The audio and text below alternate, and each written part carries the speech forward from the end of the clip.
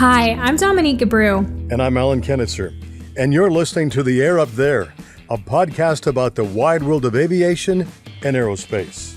A few weeks ago, we spoke with FAA drone expert Danielle Corbett to gain a better understanding of how drone pilots can fly safely and in line with FAA rules. That topic was actually a request from our social media audience. And if you haven't listened to it yet, pause this episode and do that first. Danielle was super helpful, and that episode is packed with information.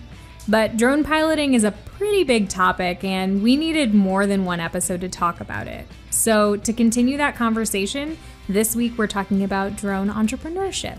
What do you mean by drone entrepreneurship, Dominique? Well, we're going to hear directly from a drone entrepreneur later on in this episode, but as I've mentioned before, I really love photography, and that's the reason I've personally been considering buying a drone of my own. And after talking with Danielle, I realized that there are some key differences between flying for fun and flying for business. So if I do decide to get a drone and get the proper certifications, I could turn drone photography into my own little side business. That's a great idea. Using drones for business is truly cutting edge. So what kinds of certifications do drone pilots need to be aware of? I'm glad you asked. Our listeners can find all of this information in greater detail on faa.gov/UAS, but most pilots using their drone for business purposes will want to get familiar with something called Part 107.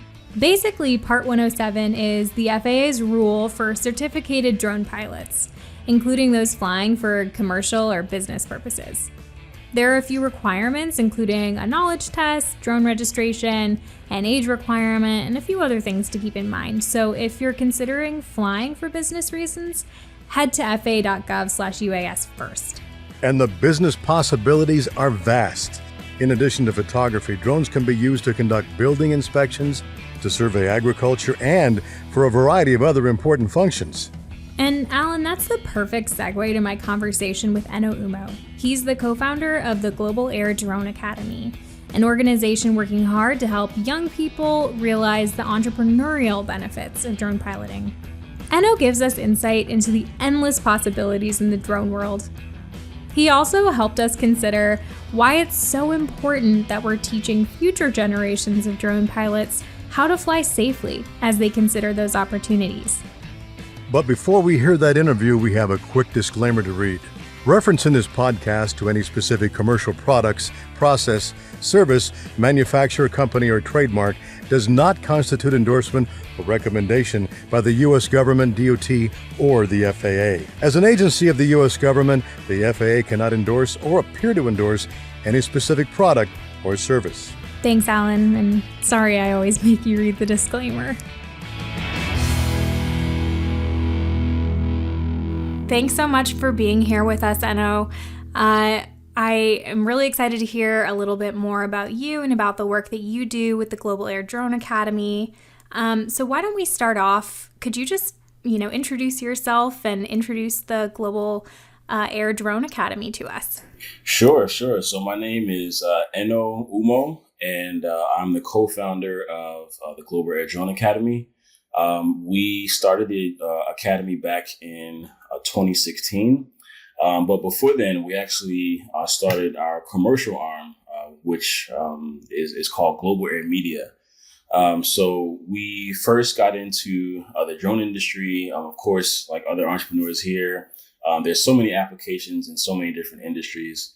We wanted to be, one of the first, on the ground floor. So we did our, proper research, before getting into the industry. And, we were providing services in the real estate field for, construction site mapping, for, other, uses as well. And, we realized that the industry really wasn't going to grow unless more people genuinely understood, about drone technology, and not just using drones for, cool pictures and video, but, how to use drones to save lives.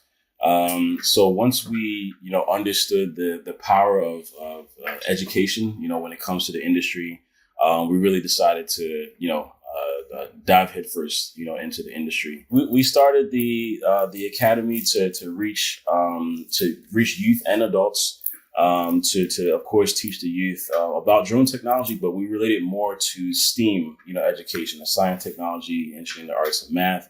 And then for adults, we focus on industry specific training and really empowering them to become licensed so they can also start their businesses as well. So that's some of the things that we do here at the Academy. Amazing. Thank you so much. Why drones? What got you interested in drones to begin with? Yeah, so I think at the time, I was really just, looking for a career change. To be honest, I realized I wasn't as passionate about my, former line of work. But I did have some experience in the construction field, project management, and what have you. And yeah, I just didn't really feel like that was, my passion or my calling. So once I, of course, picked up a drone for the first time, I was just blown away with, the capabilities and, really, you could become, a cinematic a filmmaker, in a matter of minutes, just by putting the drone up. So that, drew me in. And once I, was able to figure out how to actually put a business together, that was really impactful as well. So, I've always just been into, tech and innovation. And I think it was, again, a matter of timing as well.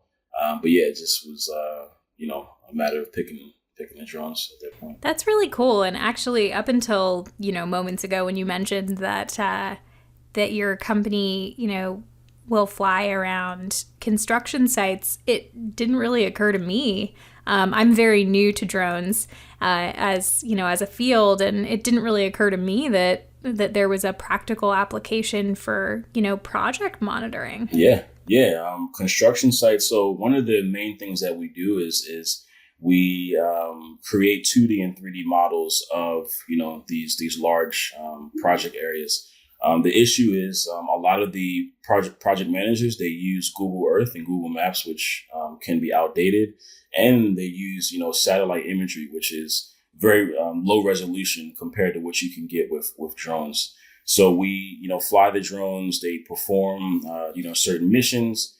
We actually have software that stitches the images that we take, stitches it together to create, a 2D and 3D model. So the project managers are able to see in real time, what's going on their site.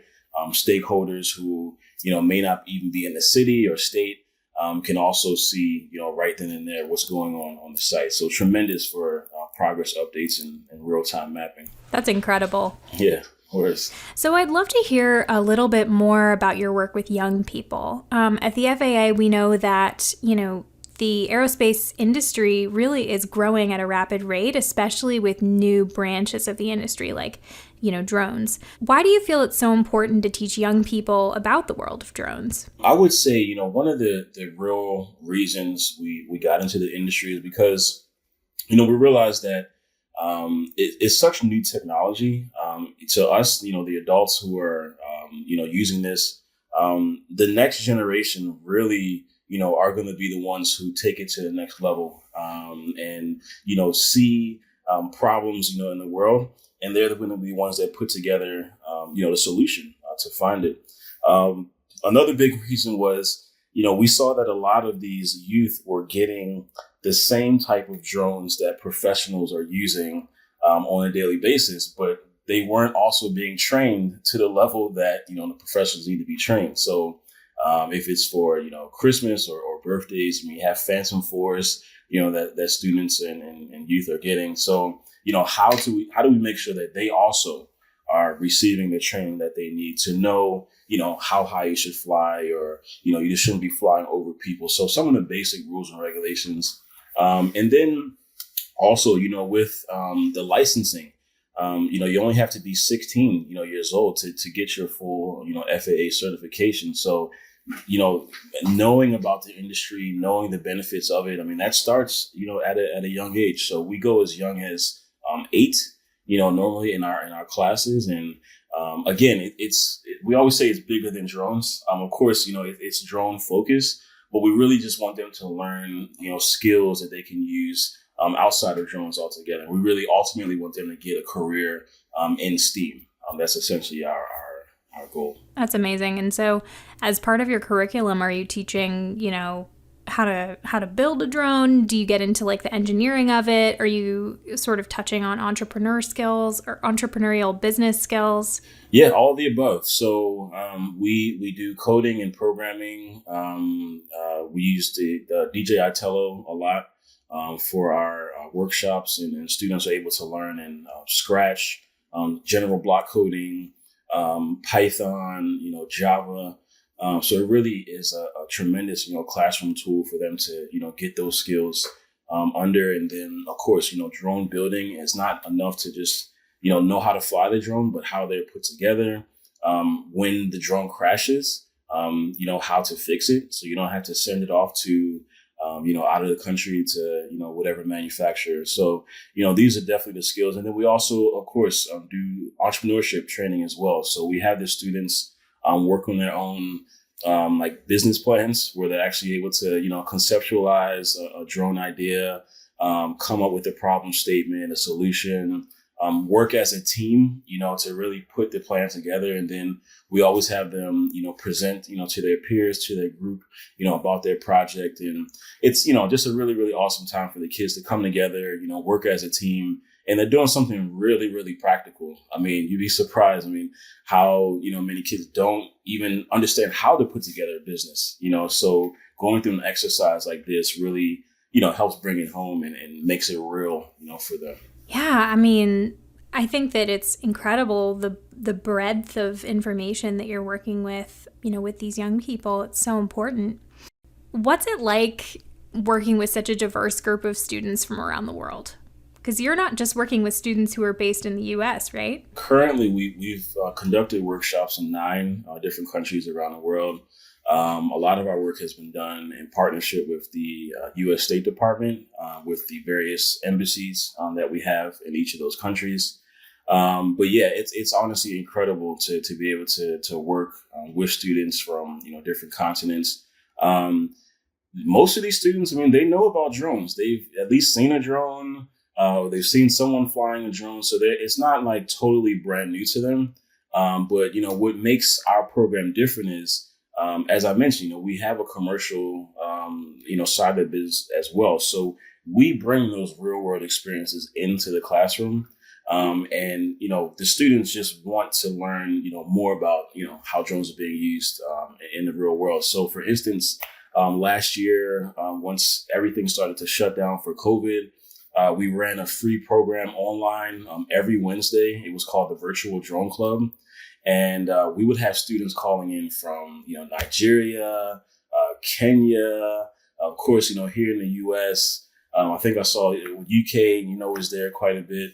And it was the same time, same place, every week. So to have, students interacting with each other, and we would, say, hey, what country are you from? And everyone would, put up their, their country. So that type of interaction is priceless, in my opinion. And again, to be able to teach them something tangible on top of that, it just, means everything to us. Yeah. I mean, your passion definitely shines through. Eno, what's the best part of your job? I would say the best part of the job is to really just wake up and do what I love to do. We tell students all the time, I mean, follow your passion when you are, deciding what you want to do in life. I wasn't even, I was 28, when I finally decided to start this company. So your passion may not come, till later on. But once you do find it, stick to it. And, they say, I mean, when you do what you love, you'll essentially never work a day, in your life. And I love to just, get up and, I mean, it's an awesome job, to be able to just fly drones and talk about drones all day. I mean, it's, it's pretty cool. So, on top of that, we get to travel. Some of the places I've been to, I never thought that I would be able to, even go to, but let alone, now working there, and being able to, impact the community. So definitely the travel, the fact that I love, what I do. I mean, those are definitely big factors. And regardless of the situation, we're always happy to do what we do. Can you tell us about any, memorable standout classroom moments where you notice your students having an aha moment? Yes, definitely. So we do see a lot of that with our business plan competitions, that we do, and having them go through that process. But I can remember definitely there was a workshop, one of our actually first workshops that we did back in 2016 at a summer camp. And one of the students, at the end of the camp, they said, when I came here, I wanted to be a nurse. And after going through the program, now I want to be like an engineer. So, that was just, mind blowing, to us that they were able to take that experience and really, figure out on their own, like, this is actually what I want to do. I like building things. I like, putting it together and seeing it, fly. So that's why we do this. We want to inspire them, encourage them to, again, look into STEAM careers. We're just using drones, as a way to do that. So we get, feedback all the time. And, of course, we're just, I consider us still a new company, about, 5 years old now. But, soon enough, we're going to really see, where these students, end up and what type of careers, they choose. So, if one decides to start their own drone business, hey, I'll be happy from there. But yeah, we're very optimistic about their future for sure. Eno, thank you so much for taking some time to talk with us today. Before we go, is there anything else that you'd like to share with our listeners? If you want to find out, more about us, of course, you can visit our website. We're at globalairDroneAcademy.org, and then you can just search Global Air Drone Academy on any of the major social platforms, and you'll definitely find us, and reach out to us if you want to learn about something or a subject. And we get inquiries all the time from schools and parents and even kids wondering how they can take advantage of the classes as well. So, and any entrepreneur would tell you you have to just stay committed, stay optimistic. And the work is out there, but drones are here to stay. They're not going anywhere, and we want to help just develop it. So yeah, just encouraging everyone to just keep going. Drones are definitely here to stay. Thank you so much. This was an amazing conversation. Thank you. Yeah, thanks for having me, and so great to partner with you all.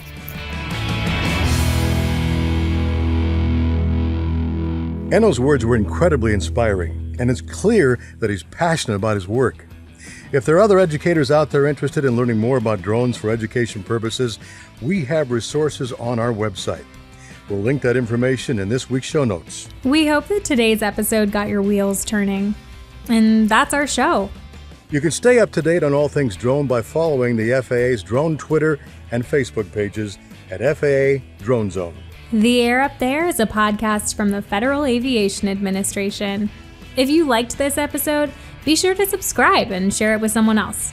Maybe you can be like Eno and help introduce a young person to the exciting world of drones. Thanks for listening.